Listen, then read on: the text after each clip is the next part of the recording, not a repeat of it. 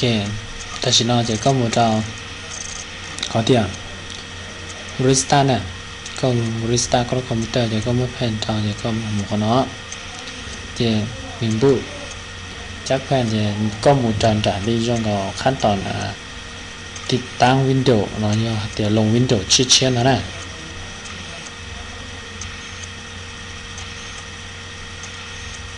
โอเคเดี๋ยวเราจะยงลีถามก็มุลง Windows นั่นแหละอาจารย์ได้ที่ขั้นตอนได้ก็มุลจะขอ next เนาะก็มุลจะขอ repair your computer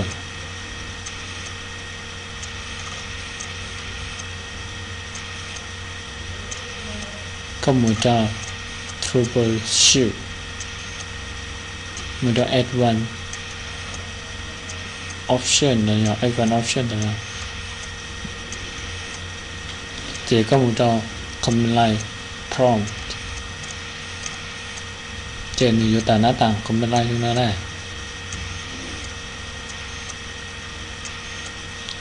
รู้หน้าต่างนายอนรู้หน้าต่าง administrator อยู่ใน Windows ระบบ32 cmd.exe นะแต่ copy ก็พิมพ์เดียว copy ตามดาริกูว่าเตา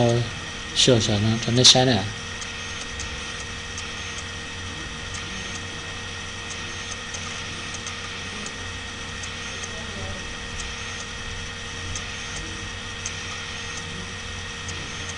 โอเค enter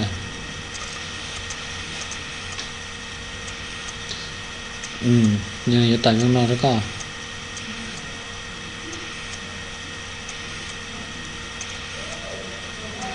เจก็ทัชนอก็อยู่หมุนดาวจารีกุยกแค่นั้นแหละก็ราคาหมุนดาว copy ยามวาง backslash Windows backslash system 32 backslash cmd.exe นะ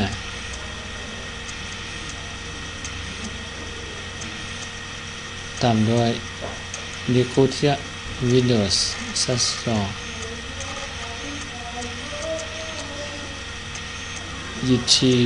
utmain.exe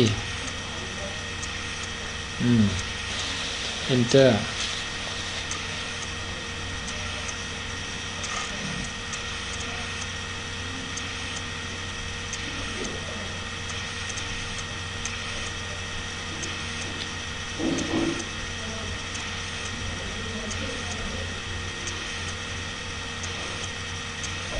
ขั้นตอนน้อยก็หมุนสร้างตัวไฟล์utmain.exe จะเอาส่งซีน่ะแต่ฉันจะก็ปิดกล้องคอมพิวเตอร์เจแล้วก็เปิดดูนะเปิดดูก่อนนึงแต่ช่วงนี้นั่นนะมีเปิดดูก่อนนึงแต่ช่วงนี้นะเจก็หมุนตะขอนนะคลิกเข้าทูสนอเจก็หมุนดาวที่แต่เป็นแน่ฉันนี่ก็name user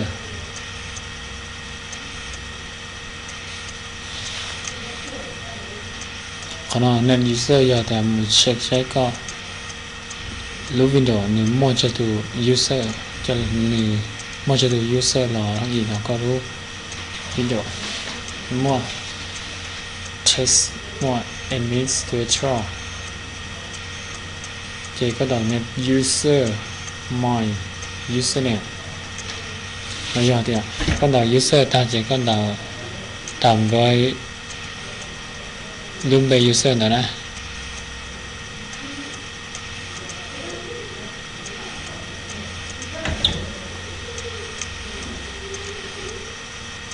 ไม่ใช่เดี๋ยวต่อนะดาวลืมไป user ท่าเจบ้านเราห้องดาวตัว password ก็อยู่เปล่าเช่นนะแล้วก็จินดาวจะมีจิมโม่ password นะแล้วก็ดาว e o p เปล่าจีดาวชาอี thừa thì có bảo password với yo pe bao chi trong sao gì đó nè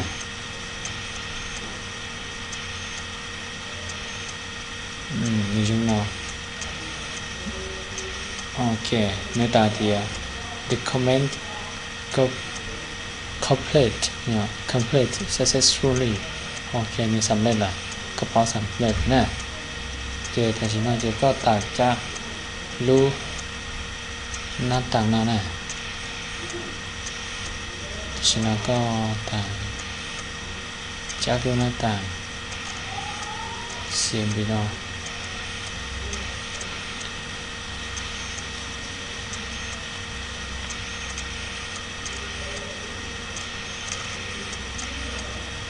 วันนี้ก็อยู่ตามนั้นก็อยู่จนเรานี่นะดอจันจารีกุลดอเคสนี่ดอ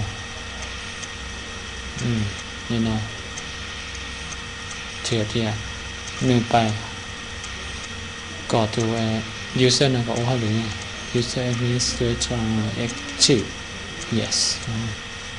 แต่เรานะเห็นนิ้วตัว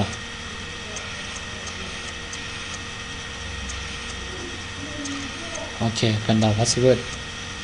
ดูเชียอีออเปเปอร์จีเจ้าชาอีอินเดียโอเคตอนด้วยชื่อตอนน่ะโอเคตอนหลังตัดสินนะแน่ปุ๊บปอตัดสินตอนหลังน่ะไปดูพาสเวิร์ดไปรีเซ็ตพาสเวิร์ดนะเราอยากให้เกิดดูพาสเวิร์ดนะตอนน่ะ Windows 2 Windows 3 Windows XP ที่ Windows เก่าเรายิ่งอวดจันด่าดีเราแค่ไหน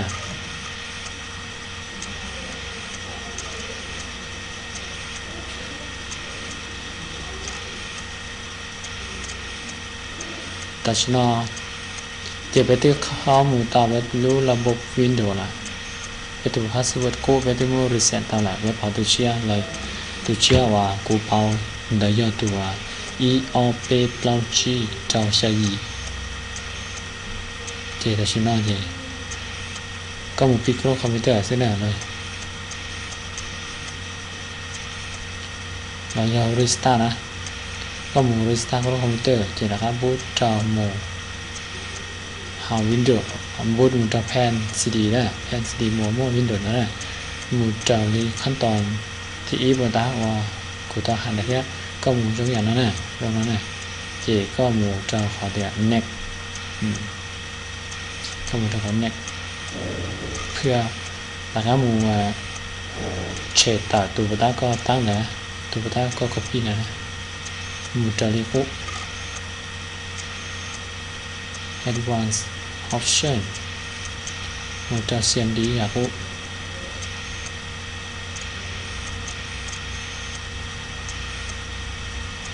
เจก็มูพิมพ์เดียว morph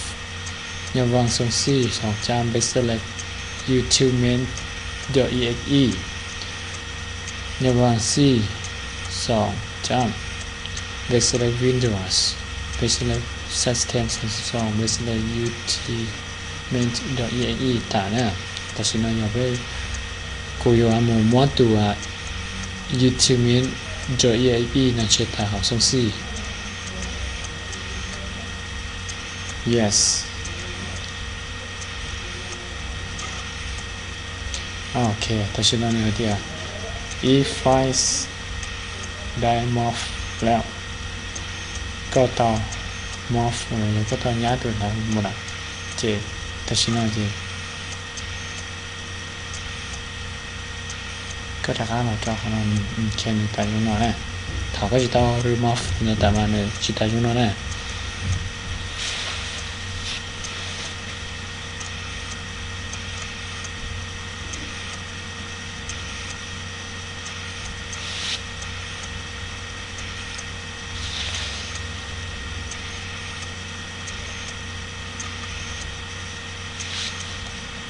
โอเคนี่เทลีน่าเลยเฮ้ยว่าจังเราจะเนี่ยชดาตัวเฮ้ยเราใช้คูดวิดีโอนะที่กูว่าเทที่ใช้หัดเทียนในชดาอยู่ตัวทั้งว่าอยู่ตัวชิดเจ้าใช้คูดวิดีโอเนาะที่ลิลิวิดีโอทำได้หมดถ้าว่าจังเราจะเนี่ยจะใช้ชดา